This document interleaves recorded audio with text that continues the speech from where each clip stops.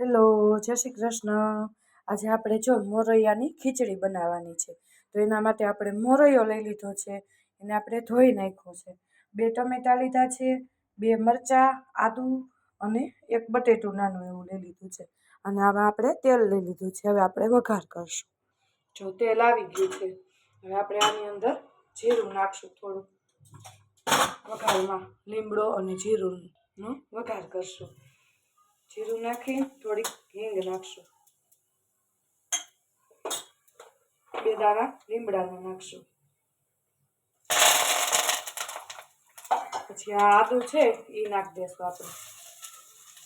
અને ટમેટા નાખશું, 2 નંગ સુધાર્યા છે નાના એવા. અને મરચું છે, 2 નંગ મરચાં સુધાર્યા છે ઝીણા.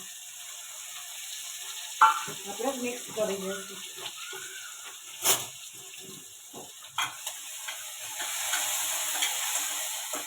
એની અંદર આપણે આ નાનું બટેટું એક એડ કરી દઈશું. મોટું બટેટું લીધું છે એક એડ કરી દઈશું. એમાં આપણે મરી મસાલા કરશું. 1/2 ટીસ્પૂન જેટલી હળદર નાખશું. 2 મરચાં નાખ્યા છે એટલે આપણે 1 થી 1.5 ચમચી જેટલી જ આપણે ચટણી નાખશું. અને સ્વાદ અનુસાર મીઠું નાખશું. સેજ હલાવી લઈશું પાછું.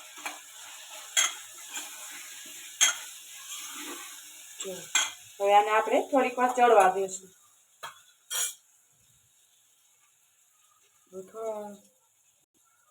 જો થોડીક વાર સંતળાઈ ગયું છે સરસ. હવે આની અંદર આપણે થોડોક અમથો માંડવીનો ભૂકો કર્યો છે એ એડ કરી દઈશું.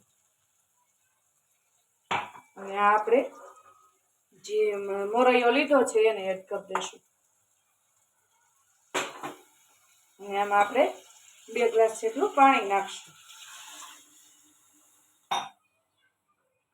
2 થી 1.5 ગ્લાસ જેટલું પાણી નાખવાનું.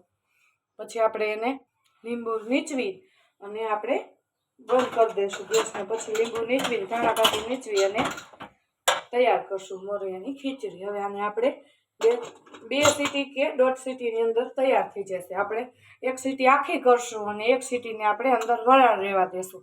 એટલે આપણી મોરૈયાની ખીચડી રેડી થઈ જશે. તો હવે આપણી સાંબારની ખીચડી સરસ મજાની તૈયાર થઈ ગઈ છે. 1 સીટી આખી થવા દીધી અને 1 એની અંદર રહેવા દીધી હતી આપણે. હવે આની અંદર આપણે લીંબુનો રસ એડ કરશું. અડધું ખાડું લીંબુ છે અને થોડીક ધાણા ભાજી નાખી દઈશું. લીંબુને મિક્સ કરી દઈશું.